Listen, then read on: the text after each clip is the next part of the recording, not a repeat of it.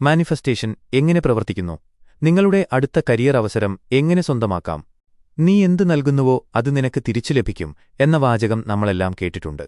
Manifestation എന്ന ആശയത്തിൽ ഇതിന് വലിയ പ്രാധാന്യമുണ്ട്. ഇത് പൂർണ്ണമായും നമ്മുടെ ഊർജ്ജത്തെ സംബന്ധിച്ച കാര്യമാണ്. നമുക്ക് ആവശ്യമുള്ള കാര്യങ്ങൾ ബോധപൂർവം സൃഷ്ടിച്ചെടുക്കുന്ന രീതിയാണിത്. നമ്മുടെ ഭാവി വിധിയിലോ യാദൃച്ഛികതയിലോ ഉപേക്ഷിക്കാതെ സ്വന്തം നിയന്ത്രണത്തിലാക്കാൻ ഇത് നമ്മെ പ്രാപ്തരാക്കുന്നു.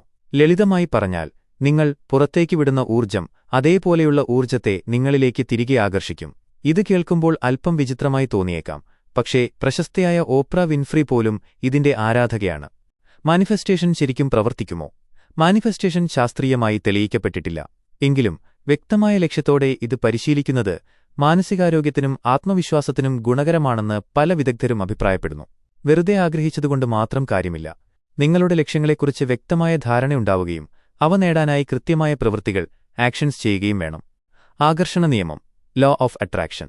നമ്മൾ എന്തിലാണോ ശ്രദ്ധ കേന്ദ്രീകരിക്കുന്നത് അതിനെ നമ്മുടെ ജീവിതത്തിലേക്ക് ആകർഷിക്കാനുള്ള കഴിവാണിത്. നമ്മുടെ ചിന്തകൾ പോസിറ്റീവാണെങ്കിൽ നല്ല കാര്യങ്ങൾ സംഭവിക്കുന്നു, നെഗറ്റീവാണെങ്കിൽ മോശം കാര്യങ്ങളും. ഇതെല്ലാവർക്കും ചെയ്യാവുന്നതാണെങ്കിലും സ്ഥിരമായ പരിശീലനവും ഏകാഗ്രതയും ഇതിനാവശ്യമാണ്. മാനിഫെസ്റ്റേഷൻ ചെയ്യാനുള്ള 5 ഘട്ടങ്ങൾ. പ്രശസ്ത എഴുത്തുകാരി ഗാബി ബേൺസ്റ്റൈൻ നിർദ്ദേശിക്കുന്ന 5 തത്വങ്ങൾ ഇവയാണ്. ഘട്ടം 1. സംശയങ്ങൾ മാറ്റിവെക്കുക. Suspend disbelief.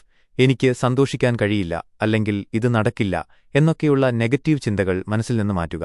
നിങ്ങളുടെ ഉള്ളിലെ തടസ്സങ്ങൾ നീക്കം ചെയ്യുന്നതാണ് ആദ്യ പടി. ഘട്ടം 2. ലക്ഷ്യം വ്യക്തമാക്കുക. Clarify your goals. നിങ്ങൾക്ക് കൃത്യമായി എന്താണ് വേണ്ടതെന്ന് ഉറപ്പിക്കുക. ഉദാഹരണത്തിന്, ഒരു ജോലി വേണമെന്ന് ആഗ്രഹിക്കുമ്പോൾ ഏതുതരം കമ്പനി, അവിടുത്തെ അന്തരീക്ഷം, ജോലി സമയം എന്നിവയെല്ലാം കൃത്യമായി എഴുതിവെക്കുക. ആ ജോലി കിട്ടുമ്പോൾ നിങ്ങൾ എത്രത്തോളം സന്തോഷിക്കുമെന്ന് ചിന്തിക്കുക. ഘട്ടം 3. അതനുഭവിച്ചറിയുക. വിഷ്വലൈസ്. ദിവസവും കുറച്ചു സമയം നിങ്ങളുടെ ലക്ഷ്യം നേടിയതായി സങ്കൽപ്പിക്കുക.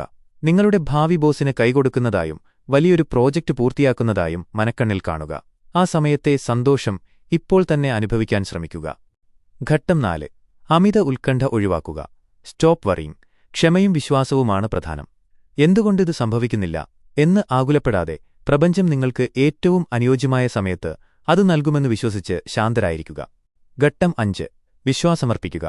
പുറത്ത് എന്ത് നടന്നാലും നിങ്ങൾ ആഗ്രഹിച്ച കാര്യത്തിലേക്ക് നിങ്ങൾ എത്തിച്ചേരുമെന്ന് ഉറച്ചു വിശ്വസിക്കുക. നെഗറ്റീവ് ചിന്തകളെ പൂർണ്ണമായും ഒഴിവാക്കി മുന്നോട്ടു പോകുക. എഴുതിക്കൊണ്ട് എങ്ങനെ മാനിഫെസ്റ്റ് ചെയ്യാം? നിങ്ങളുടെ ലക്ഷ്യങ്ങൾ ഒരു ഡയറിയിൽ എഴുതുന്നത് വളരെ ഫലപ്രദമാണ്.